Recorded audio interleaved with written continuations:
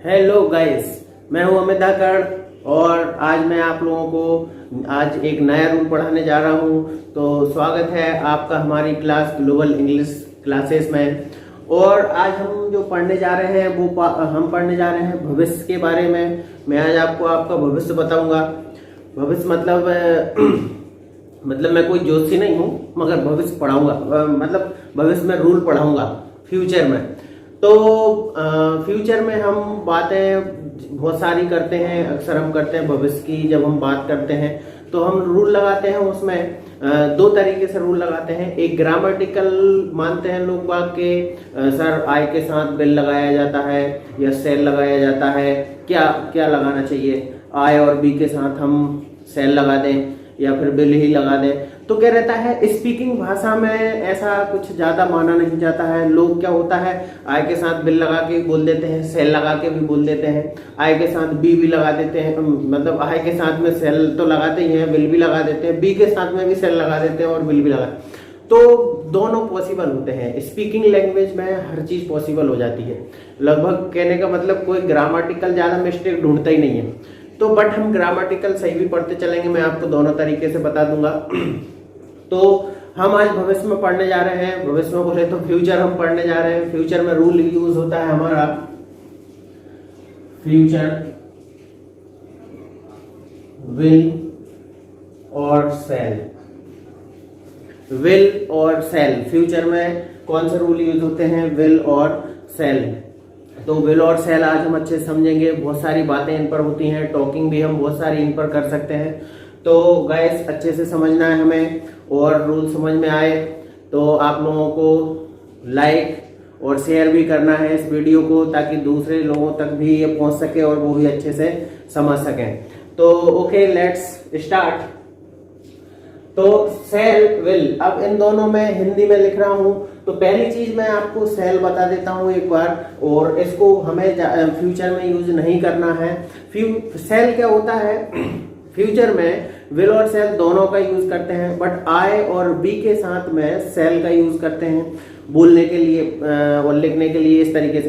तो हमें बट बोलने के लिए आई और बी के साथ में सेल यूज नहीं करना, हमें विल ही लगाना है, विल का यूज करना है। सेल हम बार बार सेल लगा लगा कर बातें नहीं करेंगे कि सेल डाल दिया, घड़ी चार्ज हो गई और हम बात करने लगे। आप तो डायरेक्ट विल लगाइए, आई विल। आई सेल बोलने की जरूरत नहीं। इसलिए नहीं है क्योंकि स्पोकन स्पीकिंग लैंग्वेज है। इसमें क्या रहता है कि आपको मेन वो चीज बोलना है जो एकदम अच्छी है, कहने का मतलब जो ताकतवर है। सेल क्या रहता है, एक वीक फॉर्म मानी जाती है। बिल क्या होता है, स्ट्रॉन्ग फॉर्म मानी जाती है। क्यों ऐसा क्यों बोलते हैं, क्योंकि सेल में हम परमिशन लेने देने वाली बात भी कर लेते हैं। जैसे आपने कहा सर क्या मैं लिख लूं, तो सेल आए, राइट। अब आप परमिशन मांग रहे हो या फिर फ्यूचर की बात कर रहे हो, क्लियर ही नहीं हो पाएगा। ये चीज तो 12th क्लास में भी पढ़ाई जाती है कि सेल का यूज परमिशन लेने देने के लिए। तो आप कहेंगे सर मे का यूज भी किया जाता है, कैन का यूज भी किया जाता है, कोड का यूज, बहुत सारे रूल होते हैं परमिशन लेने देने के लिए। सेल का यूज भी उनमें से ही एक है। बट विल का यूज परमिशन लेने देने के लिए करने की जरूरत नहीं होती है, ये भविष्य के लिए है, फ्यूचर में यूज करते हैं। तो मैं हिंदी लिख रहा हूं तो आपको सेल पढ़ने की जरूरत नहीं है, याद रखिए। हम केवल बिल पढ़ेंगे, सेल पढ़ने की जरूरत नहीं है। सेल में आपको आगे समझाऊंगा, परमिशन में, फ्यूचर में आपको समझने की जरूरत नहीं है। फ्यूचर में आप केवल लगाइए बिल, जो कि टॉकिंग में काफी इफेक्टिव होता है। तो हिंदी क्या होगी इसकी, देखिए।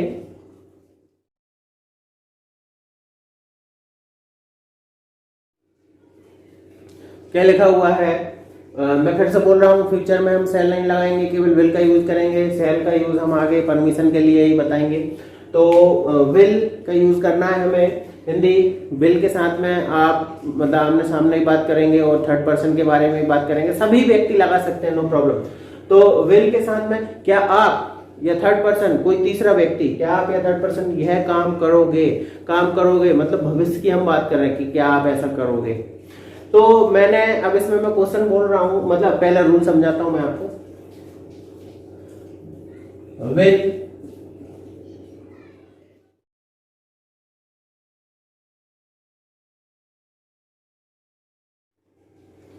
तो विल के साथ में हम यू, ही, वी, सी, दे सब लगाओ आप, तो कोई प्रॉब्लम नहीं। तो मैंने कहा विल यू, क्या आप, या थर्ड पर्सन आप, मैंने हिंदी में लिखा है क्या आप करोगे, वो कोई तीसरा व्यक्ति है तो हम ही और सी लगा के बात करेंगे।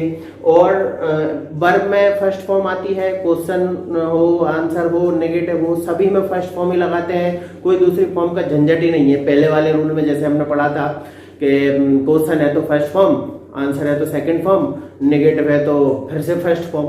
तो ये ऐसा, इसमें बार बार ऐसा करने की, चेंज करने की जरूरत नहीं है। आपको डायरेक्ट क्वेश्चन है तो भी फर्स्ट फॉर्म लगाएं, आंसर है तो भी फर्स्ट फॉर्म लगाएं, नेगेटिव है तो भी फर्स्ट फॉर्म लगाएं, कोई प्रॉब्लम नहीं। अब इसके बाद मैं इसके आंसर दे देता हूँ। बहुत सिंपल रूल होता है, कोई ज्यादा उसमें नहीं करना है। व्यक्ति पहले आ जाएगा, जैसे कि हमेशा हर रूल में होता है। क्वेश्चन बना रहे हैं तो हेल्पिंग वर्ब पहले और सब्जेक्ट बाद में, और जब आंसर बना रहे हैं तो व्यक्ति पहले और हेल्पिंग वर्ब बाद में चली जाती है। तो यू,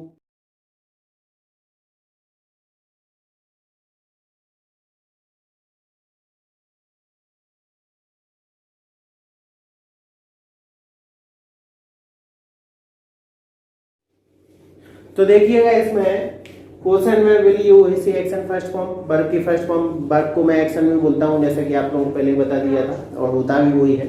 तो आंसर जब हम दे रहे हैं तो व्यक्ति पहले आ गया, व्यक्ति यू, मैंने आपसे बोला कि आप, तो आपने कहा ये सर मैं, तो यू का हो गया, ही सी, और भी कोई व्यक्ति है तो आप सभी लगा सकते हैं। और विल का विल आ गया, कोई चेंजेस नहीं हुआ, कोई बदलाव नहीं होता, सेम वैसा का वैसा रहता है। क्या आप ऐसा काम करोगे, आपने कह दिया हाँ मैं करूंगा, आई विल, और ये जो काम है आपका वो आप काम लगा सकते हैं।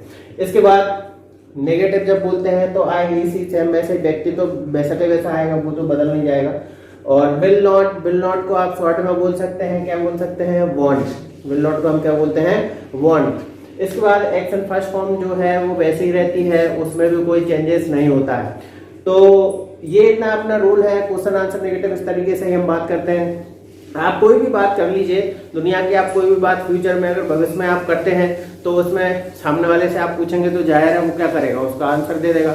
नहीं करेगा तो नहीं आंसर देगा। ठीक है, मैंने कहा क्या आप वैक्सीन लगवाएंगे, आपने कहा जी बिल्कुल लगवाएंगे। हम नहीं लगवाएंगे तो जैसे आजकल लोग बोल रहे हैं मैं नहीं लगवाऊंगा, तो नेगेटिव हो जाएगा, बस इससे ज्यादा क्या करेंगे।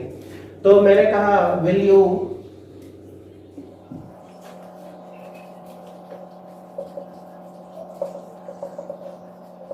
Mary next month, will you Mary next month, क्या आप अगले महीने शादी करेंगे, will you Mary next month. अब इसमें क्या हो जाएगा कि आप भविष्य का अगर टाइम बोलना चाहते हैं तो आप यहाँ पर टाइम भी बोल सकते हैं, नो प्रॉब्लम। तो आप जब की भी बात कर रहे हैं आप वहां पर ये टाइम लगा सकते हैं।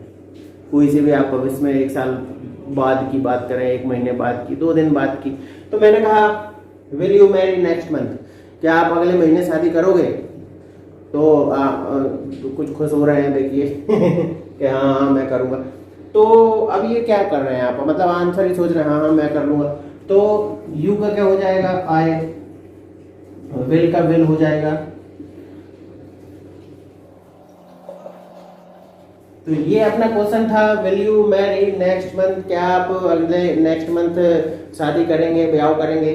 तो आपने कहा जी बिल्कुल मैं तो करूंगा। तो I will marry next month, हाँ मैं अगले महीने शादी करूंगा, बिल्कुल कर ही लूंगा, नहीं करेंगे तो भाग के कर लेंगे तो ऐसा कुछ नहीं करना है। तो I will marry next month, और नहीं करूंगा तो क्या बोलेंगे हम, I won't marry next month, मैं नेक्स्ट मंथ मतलब अगले महीने शादी नहीं करूंगा, I won't marry next month. Will not को आप शॉर्ट में वॉन्ट भी बोल सकते हैं, इधर देखिए मैंने लिख दिया है, विल नॉट बोल दो या फिर वॉन्ट। विल नॉट लिखा तो ब्लंट मत करने लगना, विल नॉट को शॉर्ट में वॉन्ट बोला जाता है। और I won't marry next month, ये इस तरीके से अपना रूल है। मैं इसमें आपको कुछ और एग्जांपल दे देता हूं। आप जैसे अब ये एक और एग्जांपल लेते हैं। इसमें मैंने कहा क्या आप अपनी फैमिली के अनुसार चलेंगे, तो किस तरीके से बोलेंगे,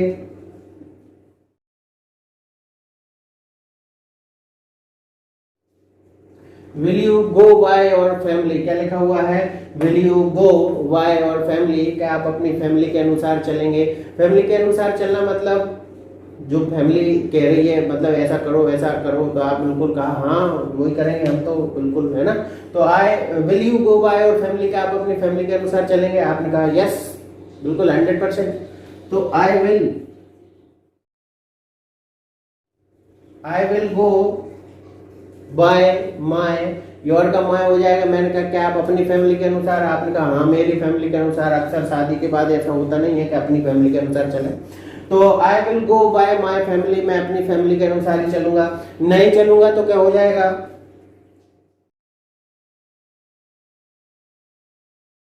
I want go bye my family, मैं अपनी फैमिली के अनुसार नहीं चलूंगा। ये अपना हो गया नेगेटिव।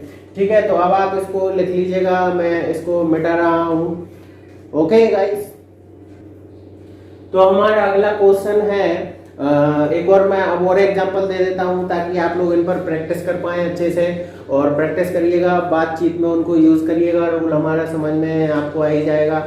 बाकी आपको कुछ भी अगर पूछना है तो आप बिल्कुल कमेंट कर बोल सकते हैं। और प्लीज लाइक और सब्सक्राइब करें ताकि ज्यादा से ज्यादा चीजों को दूसरों तक पहुंचा सकें। हमारा अगला एग्जांपल है विल।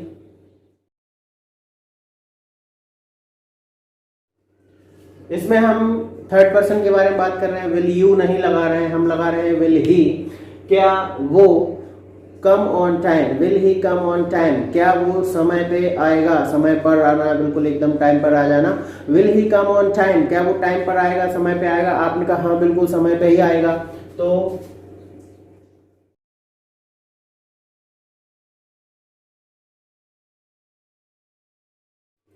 मैंने क्वेश्चन बोला था will he come on time, क्या वो समय पे आएगा। तो आपने आंसर जब हम देते हैं तो आंसर में मैंने आपको बता दिया है कि आंसर में हम क्या लगाते हैं, पहले व्यक्ति। यही रूल नहीं, कोई भी रूल हो, जब हम आंसर दे रहे होते हैं तो उसमें व्यक्ति पहले आ जाता है और टाइम वर्ड जो है अपना बोले तो हेल्पिंग वर्ब वो दूसरे नंबर पर पहुंच जाती है। इस जैसे इसमें हुआ है, क्वेश्चन लिखा हुआ है विल ही से, और जब हम आंसर दे रहे हैं तो आंसर में व्यक्ति पहले आ गया ही, और अपना दूसरे नंबर पे विल पहुंच गया। He will come on time, हाँ वो समय पर आएगा। वो समय पर नहीं आएगा तो क्या हो जाएगा, ही विल नॉट को मैंने आपको बता दिया है। अरे ऐसा मत करो।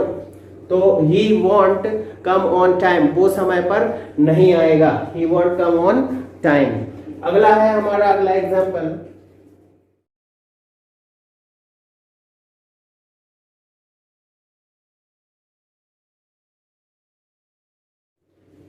विल यू अकम्पनी मी, क्या आप मेरा साथ देंगे। विल यू अकम्पनी मी, क्या आप मेरा साथ देंगे।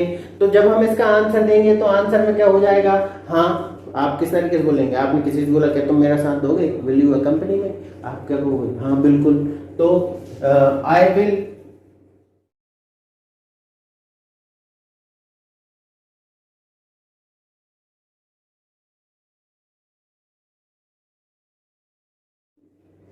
तो क्वेश्चन हमारा क्या लिखा हुआ है, मैंने बोला है विल यू अकम्पनी मी, क्या आप मेरा साथ दोगे। आपसे किसी ने पूछा क्या तुम मेरा साथ दोगे, हमेशा साथ दोगे, आप क्या कहेंगे, हाँ बिल्कुल मैं तुम्हारा साथ दूंगा।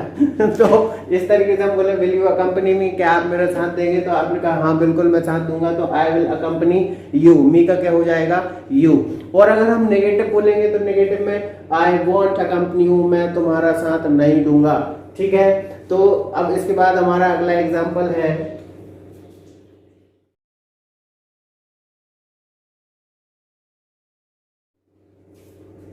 Will he go to abroad. Will he या सी, आप कुछ भी लगा सकते हैं, ही बोल सकते हैं, सी बोल सकते हैं। मैंने कहा will she go to abroad, क्या वो विदेश जाएगी। Will she go to abroad, abroad मतलब विदेश हो जाएगा, तो क्या वो विदेश जाएगी। विल ही गो टू, लड़की है तो सी हो जाएगा, will she go to abroad. Answer जब हम देंगे तो आंसर में क्या हो जाएगा, लड़की पहले आ गई, विल बाद में पहुंच गया। तो सी विल गो टू अब्रॉड, हाँ वो विदेश जाएगी। नहीं जाएगी क्या हो जाएगा, सी वॉन्ट गो टू अब्रॉड, मतलब वो विदेश नहीं जाएगी, काम नहीं करेगी ऐसा।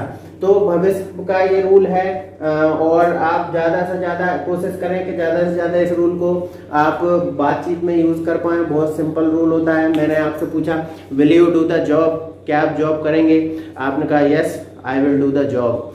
मैंने पूछा will you do the job और बिजनेस, मैंने दो ऑप्शन दिए आपको, will you do the job और बिजनेस, आप जॉब करेंगे या बिजनेस। तो आप दो में से क्या बताएंगे, दोनों तो आप कर नहीं पाएंगे। ऐसा तो होता नहीं है कि मैं जॉब करूंगा और मेरी आत्मा बिजनेस करेगी। तो आप मतलब एक कोई काम ही कर पाएंगे। मैंने कहा will you do the job और बिजनेस, आप जॉब करेंगे या बिजनेस, तो आप आंसर में एक ही बताएंगे, आई विल डू द जॉब, मैं जॉब ही करूंगा। और जॉब नहीं, आप तो बिजनेस करेंगे, आई विल डू द बिजनेस। तो आपने कहा मुझे क्या जरूरत है इंग्लिश सीखने की, भाई मैं तो बिजनेस करूंगा, है ना, I will do the business, what do I need to learn English, मुझे इंग्लिश सीखने की जरूरत, but of course you need, तुम्हें जरूरत है, because in the business also sometime we have to talk in English and you know what is your standard and after some time you can teach English to your children, आप अपने बच्चों को ही पढ़ा सकते हैं। At least you should know for the knowledge, आपको पता होना चाहिए, आना चाहिए आपके नॉलेज के लिए, and for your good future at present, for the student, I am talking about the student, if you are student, so for your good knowledge, for your good future, English is must, we should know how to talk, हमें पता होना चाहिए कि हमें English में बात कैसे की जाए। At least you are to just talk at least on these rule which I am teaching, इन रूलों पर तो आपको बात करना ही है जो मैं पढ़ा रहा हूँ।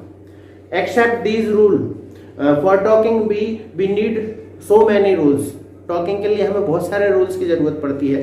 तो इतने सारे रूल्स ऐसा ढेर भी नहीं लगाना, वर्ड्स भी ढेर नहीं लगाना है, इतना सारा जो आपको जरूरी है मैं आपको वो बताता जाऊंगा, है ना। और इसके अलावा भी मैं आपको कुछ एक्स्ट्रा चीजें भी बताऊंगा, अभी तो हम रूल्स ही पढ़ रहे हैं, इसके अलावा एक्स्ट्रा चीजें कैसे बताऊंगा कि कुछ इडम्स पैरासेस होते हैं वो भी बताऊंगा, कहावतें जिसे हम बोलते हैं, और इसके अलावा भी कुछ वर्ड्स होते हैं, न्यू वर्ड्स भी होते हैं, वो भी मैं बताऊंगा।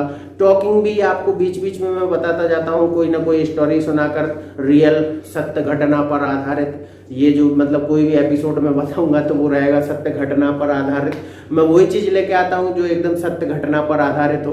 तो इस आज के लिए इतना ही हम रखते हैं, इसके बाद हम अगला रूल करेंगे। उससे पहले मैं आपको before the one more rule I will tell you one story in English. मिलते हैं इसके बाद, तो याद रखें आपको लाइक करना है, सब्सक्राइब करना है चैनल को, और ज़्यादा से ज़्यादा शेयर भी करना है। तो सी यू गाइस, कल मिलते हैं।